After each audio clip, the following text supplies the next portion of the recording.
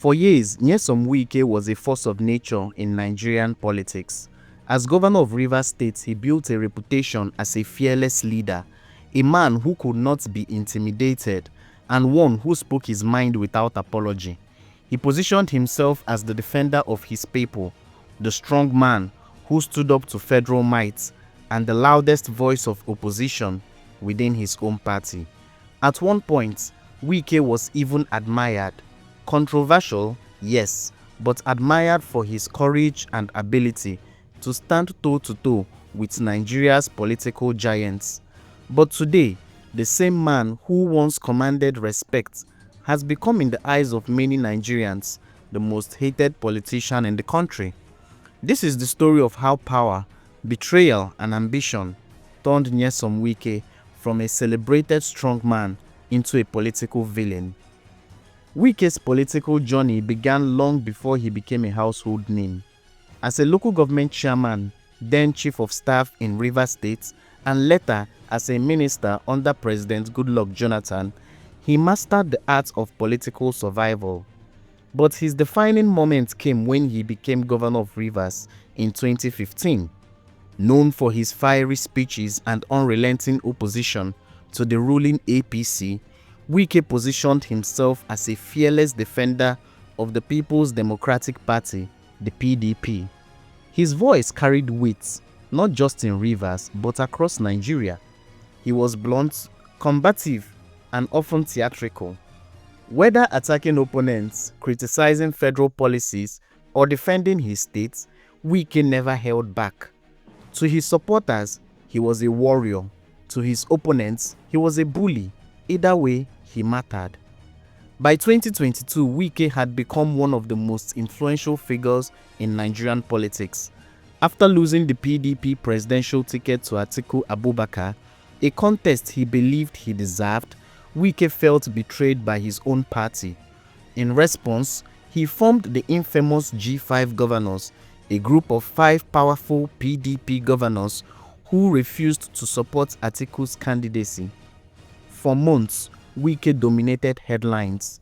His fiery speeches, endless hosting of political figures in Port Harcourt, his state, and public humiliation of his opponents made him the center of Nigerian politics. Many wondered if he would eventually break away from the PDP entirely. But it was his decision during the 2023 presidential election that changed everything.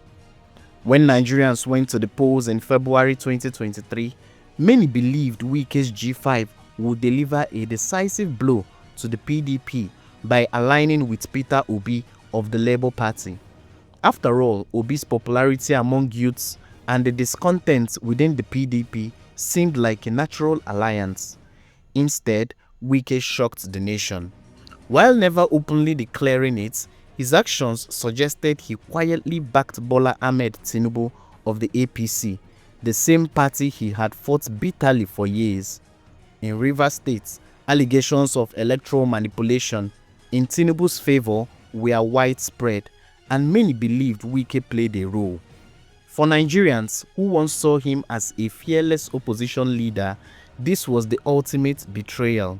He was no longer the man fighting for justice. He became the man cutting deals for personal gain. Tinubu's eventual victory seemed to vindicate Wike's gamble. As a reward, Tinubu appointed him as Minister of the Federal Capital Territory, the FCT, one of the most powerful positions in government. But instead of consolidating power quietly, Wike returned to his usual combative style.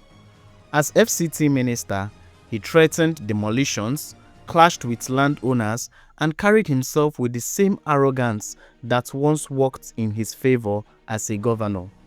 Only this time, Nigerians were no longer entertained, they were tired. His acceptance of an APC appointment, despite still claiming to be a member of the PDP, painted him as a man with no principles. His constant clashes with the Rivers State governor who succeeded him, Sim Fubara, only deepened the perception of selfishness and power hunger. The image of Wike as a fearless leader was replaced by that of a power-drunk politician obsessed with control. Several factors explain why Wike has become so widely disliked. Firstly, betrayal of trust. Nigerians expected him to either remain loyal to the PDP or back Peter Obi. Supporting Tinubu after years of attacking the APC felt like hypocrisy. Secondly, arrogance. Wike's combative style, once admired, now comes across as prideful and insensitive. His threats as FCT Minister alienated even neutral observers. Thirdly, Rivers crisis. His ongoing feud with Governor Sim Fubara paints him as a man unwilling to let go of power, interfering in his successor's administration. Fourthly, lack of principles. To many Nigerians, Wike appears guided not by ideology or loyalty, but by raw ambition and self-interest. And finally, public fatigue. After years of dominating headlines with his loud personality, the public seems to have grown tired of Wike's theatrics. Politics is often about perception, and Wike's brand has collapsed. He is no longer seen as a defender of democracy, but as a deal-maker willing to betray allies for personal gain.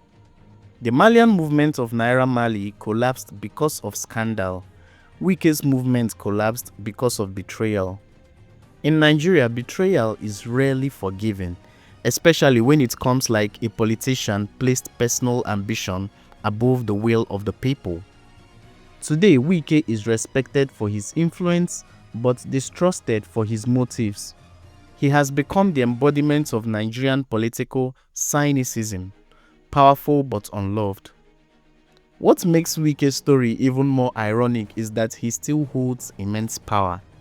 As FCT Minister, he controls one of the most important portfolios in Nigeria. Within the PDP, he still commands loyalists. Within the APC, he remains a useful ally. Yet, power without popularity is fragile. Unlike before, when Nigerians cheered his boldness, today his every move is met with suspicion. He has influence, but no affection. Authority, but no legitimacy. For a man who once thrived on being loved by the streets, this is the ultimate fall. Wike's story highlights some deep truths about Nigerian politics. The first one, charisma is not enough. Being loud and fearless works for a while, but eventually people demand principles and consistency. Secondly, betrayal has consequences. In a country where trust in politicians is already low, breaking what little trust exists is political suicide. Finally, power is temporary. Wike's grip on Rivers State politics is weakening. His popularity is gone, and his long-term future in national politics is uncertain. Nyesom Wike's journey is both dramatic and tragic. He rose as one of the boldest voices in Nigerian politics, admired for his courage and willingness to challenge the status quo. But his downfall came not from external enemies, but from his own choices. By betraying allies, embracing hypocrisy, and clinging to power, he destroyed the very image that made him popular. Today, he stands not as a hero of the people, but as a cautionary tale of how arrogance and ambition can turn admiration into hatred. Wike may still hold office, he may still command influence, but in the hearts of many Nigerians, he has lost something far more valuable, and that is trust. And that is why Nyesom Wike, once admired and feared, is now regarded as the most hated politician in Nigeria by some people.